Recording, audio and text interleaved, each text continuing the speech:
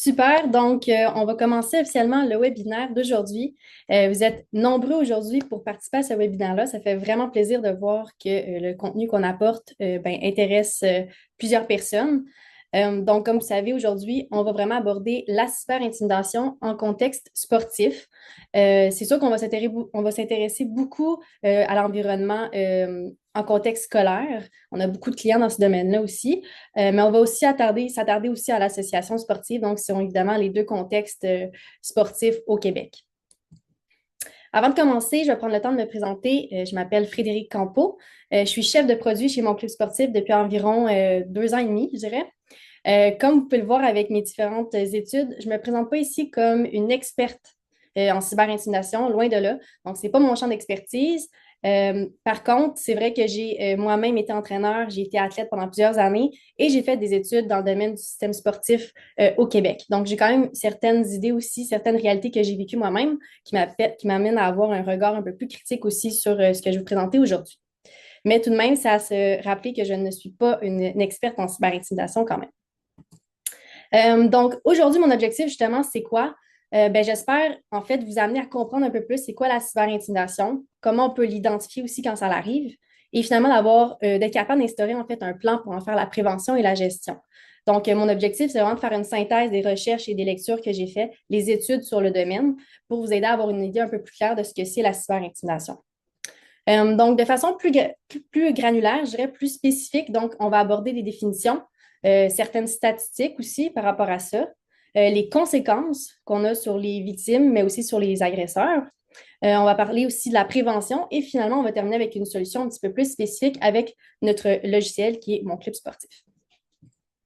Donc, parlant de mon club sportif, c'est quoi? Donc, pour ceux qui ne savent pas c'est quoi l'application, en fait, ça permet de faire la gestion d'équipes sportives et culturelles.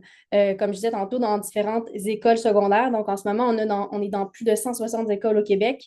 On a maintenant même aussi des clients au niveau du Canada, puis même qu'on a des cégeps tout récemment qui ont signé avec nous.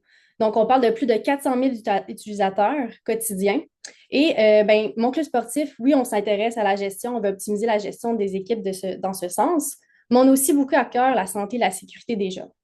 Donc, c'est sûr que le sport, c'est super, c'est un beau moteur pour se développer, mais c'est là aussi ses enjeux, donc ses risques. Et c'est pourquoi aujourd'hui, on aborde un des fléaux qui est la cyberintimidation. Donc, pour commencer officiellement, pour mettre la base, c'est important de savoir que la cyberintimidation, il n'y a personne qui est à l'abri de ça.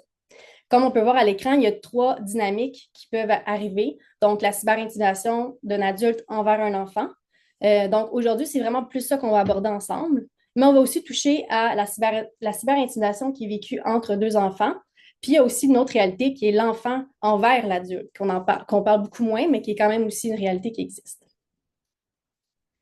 Comme vous avez pu voir dans dans les derniers mois, dans les dernières années, malheureusement, la cyberintimidation, c'est un fléau qui est très, très médiatisé. Ce que ça veut dire, en fait, ça veut dire que malheureusement, ça arrive dans nos systèmes, dans notre système éducatif au Québec.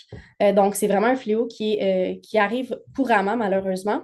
Donc, c'est une bonne chose que vous soyez là aujourd'hui, d'en prendre connaissance, de savoir un peu plus c'est quoi, puis peut-être d'être un leader positif dans le changement vers quelque chose de plus sécuritaire pour nos jeunes. Justement, j'attire votre attention avec l'image en haut à droite. C'est, je pense, apparu hier de mémoire dans les journaux de Journal de Montréal, je pense. Donc, c'est vraiment d'actualité. Encore une fois, un entraîneur qui a malheureusement débordé puis qui est allé faire des victimes, malheureusement avec des victimes mineures. Donc, encore une fois, ça montre l'importance d'être ici aujourd'hui pour ce webinaire-là. Donc, on va regarder ensemble des définitions de la cyberintimidation pour avoir les bases. Donc, c'est quoi la cyberintimidation? Bien, ça consiste généralement en des messages électroniques qui visent à intimider ou menacer ses destinataires. Donc, à l'époque, dans votre temps, probablement qu'il y a des gens un peu plus vieux que moi ici, bien, l'intimidation, ça se faisait, par exemple, dans des cas isolés, en présence, donc dans la cour d'école, par exemple. Mais maintenant, c'est sûr qu'avec l'avènement des technologies, c'est sûr que là, on passe en mode virtuel en ligne. Donc, c'est pour ça que la cyberintimidation est née. J'attire aussi votre attention sur une deuxième définition qui est le cyberharcèlement. Donc, le cyberharcèlement, en fait, je la présente parce qu'on a souvent tendance à les mélanger, ils se ressemblent quand même beaucoup. Je vous dirais que l'élément le plus différenciateur entre les deux, c'est que le cyberharcèlement, c'est une façon, il y a un élément de répétition qui se fait à travers le temps. Donc, ce n'est pas seulement un événement isolé. Donc, ça, c'est vraiment utilisé dans le fond par des moyens de communication électronique qui visent à harceler ou effrayer la personne. Donc, justement, au Québec, on dit que 57% des jeunes de 10 à 18 ans qui auraient déjà subi de la cyberintimidation. Donc, je pense que c'est une tranche d'âge, de un, on voit que c'est beaucoup plus que la moitié des jeunes qui vont vivre ça. C'est pas négligeable, mais en plus, bon, la tranche d'âge qu'on peut voir, c'est sûrement des jeunes que vous côtoyez. Vous êtes sûrement parents de jeunes dans cette tranche d'âge-là. Donc, c'est vraiment en plein dans notre clientèle. La cyberintimidation, c'est aussi de la sextorsion. Ça, c'est un terme qu'on entend peut-être un peu moins. D'abord, sûrement parce que c'est beaucoup plus tabou, considérant la nature sexuelle qui est engagée dans ce processus-là. Mais c'est aussi quelque chose qu'on entend juste un peu moins, qu'on est un peu moins familier. C'est quoi la sextorsion? En fait, comme le nom l'indique, ça vise vraiment à menacer d'envoyer une photo, une vidéo intime de toi à d'autres personnes si tu refuses de lui envoyer de l'argent ou d'autres images intimes de toi. Donc, évidemment, c'est une forme de chantage avec une connotation sexuelle. C'est ne vraiment pas à prendre à la légère pour différentes raisons. D'une part, parce que, évidemment, les conséquences, autant sur la victime que sur l'agresseur, sont vraiment plus importantes, considérant encore la nature de cet acte-là. Ça m'amène maintenant à vous parler de certaines statistiques. Moi, j'aime beaucoup amener des statistiques. Je suis visuelle dans la vie, puis en plus, je pense que c'est plus concret pour vraiment encore plus montrer l'ampleur de cette situation-là. Donc, pour savoir, d'une part, la cyberintimidation, c'est où que ça occure le plus? Donc, selon les études, ça disait que les réseaux sociaux, c'est vraiment ça le nerf de la guerre. Donc, dans 32% des cas, c'est là que la cyberintimidation va avoir lieu. Ensuite de ça, on parlait de discussions de groupe, de jeux en ligne, de sites web et forums et finalement de messages textes. Et pour faire du pouce par rapport à ça, une étude québécoise indiquait que les jeunes du primaire, donc ceux qui sont de 4 à 6e année, dans cette portion d'âge-là, il y a 75% des jeunes qui vont avoir à leur disposition un appareil électronique. Donc, évidemment, c'est sûr qu'on est plus prédisposé à ce moment-là à avoir de la cyberintimidation, à vivre la cyberintimidation, considérant qu'on a ces outils-là à notre possession. C'est sûr qu'on va être plus tenté aussi à créer des comptes sur des différents réseaux sociaux, justement. Je sais qu'il y a des restrictions au niveau des âges par rapport à la création de comptes, mais ce n'est pas nécessairement toujours aussi respecté, malheureusement. Puis évidemment, au secondaire, on tombe à 90%, donc sans surprise, les gens au secondaire ont presque tous un cellulaire entre leurs mains. Ça m'amène donc à vous parler de 6 applications, donc qui sont plus à surveiller. On sait quand on est parent, on a beaucoup de choses beaucoup de responsabilités, puis ça devient aussi difficile à faire le suivi de quelle application est le plus utilisée par nos jeunes, etc. Donc, voici un petit topo pour vous aider à ce niveau-là. Donc, la première, c'est vraiment Instagram. Pourquoi c'est important? Tout simplement parce que c'est rendu l'application la plus populaire auprès des jeunes présentement. Donc, je me rappelle, moi, à mon époque, c'était Messenger. Maintenant, c'est tout simplement Instagram. Ensuite de ça, on a Snapchat. Snapchat, sa particularité, elle aussi, est très populaire, mais en plus, son focus, son espèce de critère particulier, c'est que les photos, les vidéos, les échanges qui sont faits vont disparaître après un certain temps, après quelques secondes. Donc, c'est sûr que si on utilise Snapchat avec une intention malveillante, vous comprendrez que les preuves vont disparaître. Donc, ça peut devenir avantageux pour l'agresseur à ce moment-là. Aussi, on a aussi l'application. Dans l'application, on a aussi une fonctionnalité qui s'appelle la Snap Map. Donc, comme le nom l'indique, c'est vraiment une géolocalisation du jeune qui se fait en temps réel. Donc, si par exemple, moi, je suis amie avec Sabrina sur Snapchat, puis elle a activé sa carte, moi, je vais pouvoir savoir exactement en temps réel elle se situe où. J'ai fait moi-même le test, puis j'étais vraiment étonnée de voir que c'est très, très, très précis. Donc, encore une fois, si c'est entre les mains de quelqu'un avec des mauvaises intentions, vous comprendrez que les dangers sont quand même notables. J'attire aussi votre attention sur ces 2 applications-là parce que dans 77% des cas de signalement de sextorsion, c'est vraiment avec ces 2 outils-là, ces 2 applications-là que ça a été réalisé. Donc, une autre raison pourquoi il faudrait peut-être faire une meilleure surveillance de ces applications-là. Ensuite de ça, on a TikTok. TikTok, je pense que tout le monde, beaucoup de monde la connaissent. C'est vraiment des petites vidéos. Ce qu'on a pu voir dans les études, c'est que certains vont faire du remontage de vidéos pour dénigrer ou ridiculiser certaines personnes. Ensuite, on a Messenger. Comme je disais, bien que ça l'a réduit en popularité auprès des jeunes, ce qu'on a remarqué, c'est que nos clients écoles utilisent beaucoup Facebook pour créer des pages. Donc, c'est-à-dire pour faciliter les communications, partager les informations sur les activités culturelles qui s'en viennent, les activités sportives, etc. Donc, évidemment, c'est fait avec une bonne intention, certainement. Mais par contre, comme on va voir aujourd'hui, c'est vraiment à défavoriser. c'est vraiment à ne pas prioriser comme moyen de communication à travers l'école. Donc, on va y revenir un petit peu plus tard dans le webinaire. Ensuite de ça, on a Yubo. Yubo, en fait, c'est tout simplement une application de rencontre, mais pour les enfants. Donc, sûrement que certains connaissent Tinder pour les ados. Ben, Yubo, c'est pour les jeunes. Donc, je n'ai pas besoin de vous expliquer pourquoi il y a un danger à ce niveau-là. Et finalement, on a Fortnite. Fortnite qui est un jeu en ligne qui est très populaire. Je l'ai mis parce que ici, dans les statistiques, on disait que dans 22% des cas, dans les jeux en ligne, ben, il y a de la cyber-intimidation qui peut arriver. Il y a des forums, on parle avec nos amis, on parle avec des gens à l'extérieur du monde. Donc, évidemment, c'est encore une fois une source possible pour la cyber-intimidation. Ensuite de ça, une autre statistique intéressante que je voulais vous présenter aujourd'hui, c'est qu'on a souvent tendance à penser que le malheur arrive aux autres. T'sais, on a souvent tendance à penser ça quand on est humain. Ah, mais ça n'arrivera pas à mes jeunes, etc.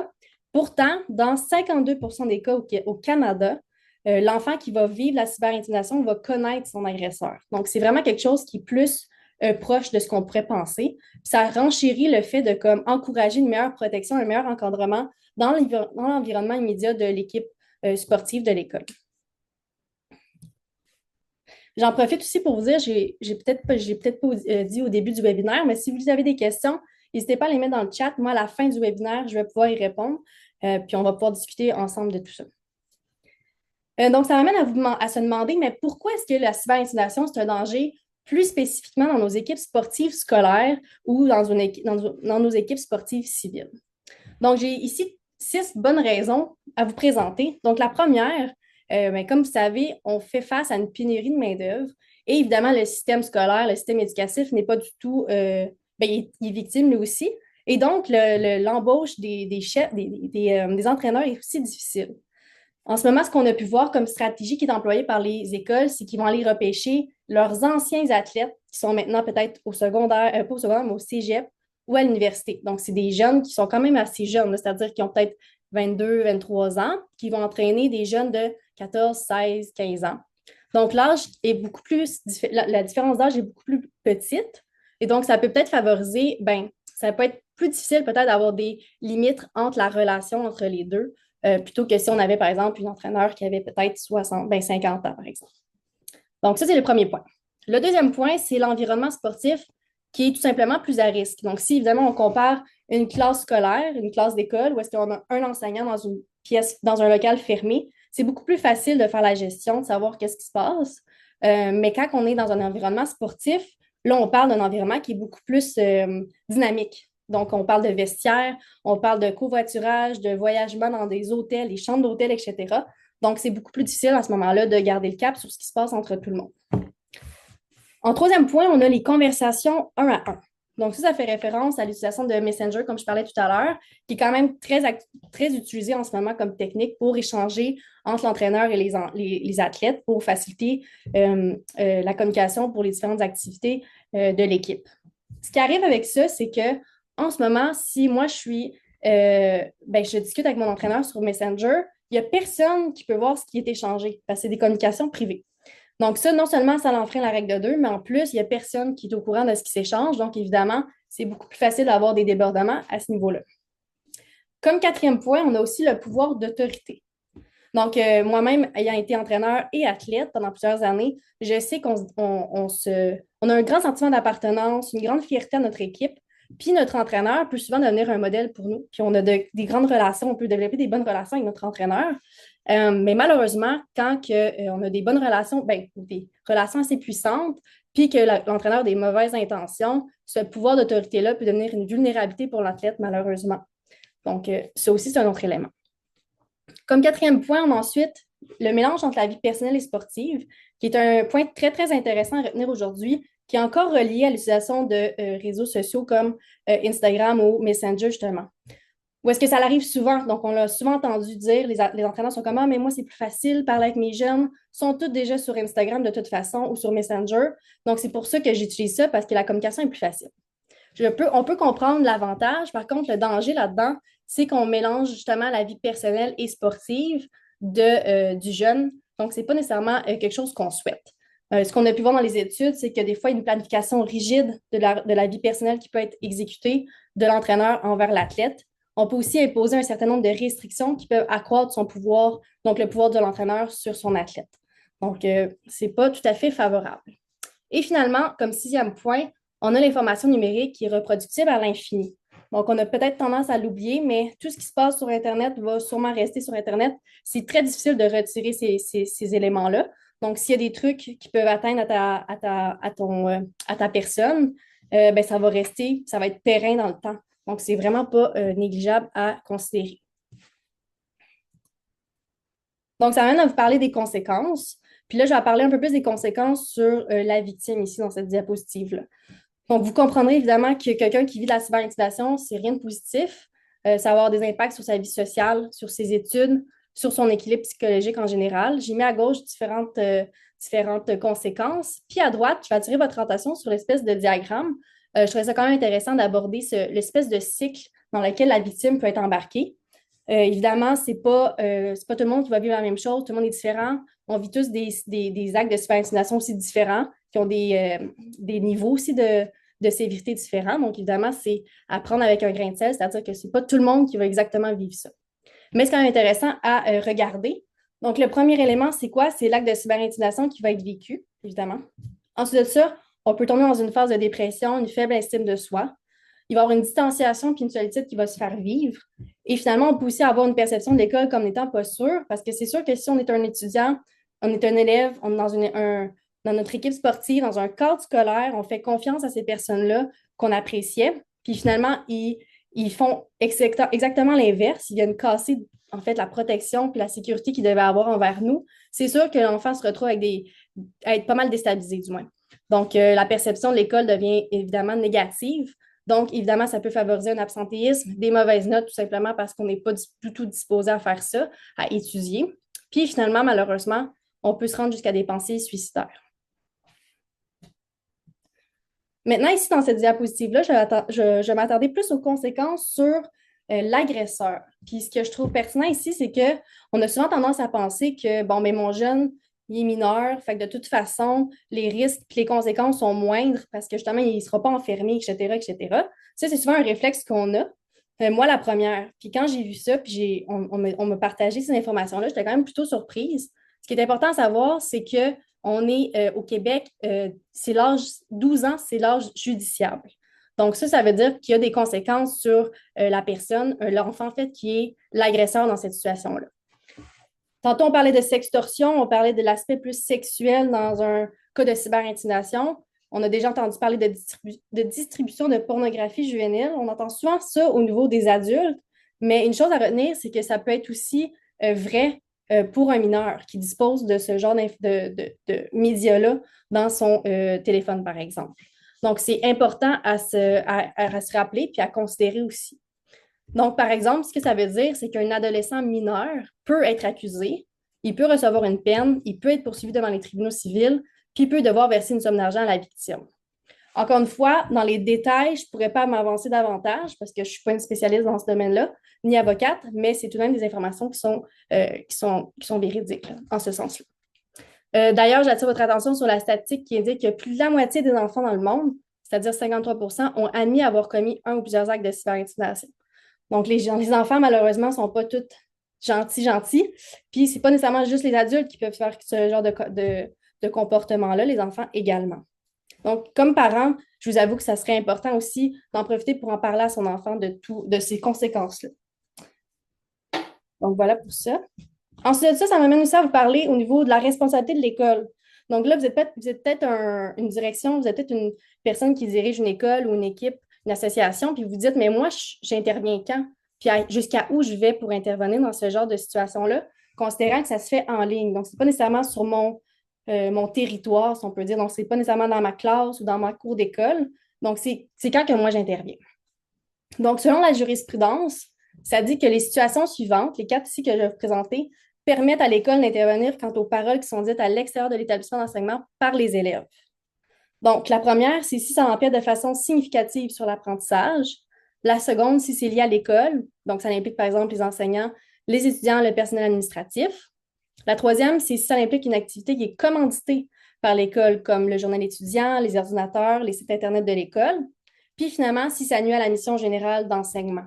Donc là, évidemment, vous allez me dire, ben, c'est très large, effectivement, mais ça peut quand même aider à s'aligner, à comprendre un peu plus jusqu'à où la direction doit être impliquée pour vous aider là-dedans, si par exemple vous êtes un parent, puis votre enfant a subi ça.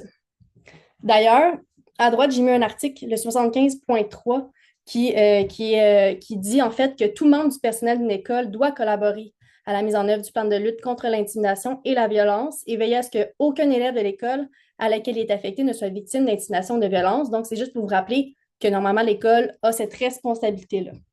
Donc, voilà pour ça. Donc là, je vous ai montré un portrait ben, plate, pas très le fun, mais effectivement, la cyberintimidation, c'est un fléau. Par contre, maintenant, je vais vous présenter qu'il y a des mesures qui sont accessibles pour vous aider à peut-être en prévenir, ben, à faire la prévention, en fait, puis peut-être essayer de mieux encadrer tout ça. Donc, je vais présenter la règle de 2 et l'importance aussi des parents dans cette démarche-là. Donc, le mouvement d'entraînement responsable, le MER, en fait, ça a été créé par l'Association canadienne des entraîneurs et le Centre canadien pour l'éthique dans le sport. Puis ça se base vraiment sur trois grands piliers. Donc, le premier, c'est la règle de 2 que je vais vous présenter aujourd'hui. Le deuxième, c'est la vérification des antécédents judiciaires. Et la troisième, c'est la formation sur l'éthique. Donc, ça a été fait initialement pour les entraîneurs dans leur formation. Par contre, moi, je trouve ça très pertinent d'appliquer la règle de 2, peu importe on est quel genre de personne dans une organisation, dans une équipe sportive. Donc, la règle de 2, c'est quoi en fait? Ben, en fait, la règle de 2, ça permet carrément en fait de s'assurer que toutes les interactions et les communications se font dans un environnement qui est ouvert, observable et justifiable. Puis je tiens aussi à préciser que ce n'est pas nécessairement juste en présentiel, mais c'est aussi en ligne. Donc, c'est vraiment dans les deux modalités. Et comme je le disais, il faut que normalement la règle de 2 soit pas non seulement appliquée par les entraîneurs, mais aussi par les bénévoles, les parents, les membres du personnel. Donc, bref, tous ceux qui sont impliqués de près ou de loin dans l'équipe. Parce que comme je le disais tout à l'heure, c'est quand même l'environnement plutôt immédiat de l'enfant souvent. Donc, c'est vraiment là que le danger est plus présent. Donc, j'attire votre attention sur les quatre encadrés.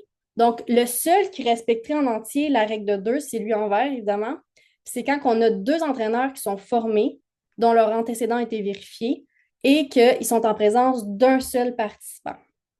Donc là, je sais, il y en a sûrement déjà qui vont se dire, mais là, c'est difficile de respecter tout le temps cette règle-là. Ça va vite, on manque de personnel. Effectivement, ça doit être quand même difficile à. C'est plus facile à dire qu'à faire, je dirais. Par contre, maintenant que vous êtes au courant de cette règle-là, ça peut être plus facile d'être proactif dans la préparation, par exemple, d'un championnat, d'un déplacement vers un tournoi, etc., si on est en connaissance de cette règle-là. Mais c'est aussi plus facile d'appliquer cette règle-là en ligne. Donc, évidemment, quand je parlais de Messenger tout à l'heure, cette règle-là peut être facilement respectée si on évite d'utiliser, par exemple, Messenger. Puis on va y revenir un peu plus tard. Donc, la prévention, ça peut aussi passer par les parents, évidemment. Il y a beaucoup d'études qui disaient que les parents veulent être impliqués, mais ils ne savent pas nécessairement comment faire. Donc, je vous dirais que la plus importante, je pense, ce serait d'avoir une éducation, une forme de sensibilisation auprès de son enfant, d'une part pour les conséquences judiciaires, comme je mentionnais tout à l'heure, mais aussi d'une utilisation saine des réseaux sociaux, tout simplement. Donc, j'en ai mis différentes ici. On peut avoir un contrôle parental sur les outils utilisés, des nouvelles règles d'utilisation des technologies. Mais je vous dirais, une des plus importantes aussi, c'est de savoir comment conserver des preuves.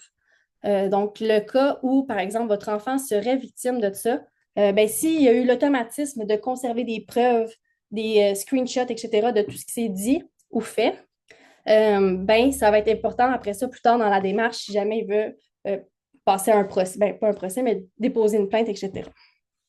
Un autre élément aussi intéressant, c'est d'informer l'école. Des fois, on peut être tenté de ne pas en parler pour différentes raisons, là. Mais comme vous savez, comme j'ai montré tout à l'heure, la direction, l'école a cette responsabilité-là de s'occuper aussi de tout ça, puis de vous aider à travers cette démarche-là. Ça, c'est un petit acronyme que je trouve un peu chou, qui vient de la sécurité publique du Québec. Donc, c'est juste pour vous aider un peu à se rappeler comme qu'est-ce que vous pouvez faire pour vous aider avec votre enfant dans une démarche, si jamais le cas échéant, votre enfant vous partage qui a vécu ça ou qui lui-même a fait ce genre de comportement-là. Dans les deux cas, c'est aussi bon.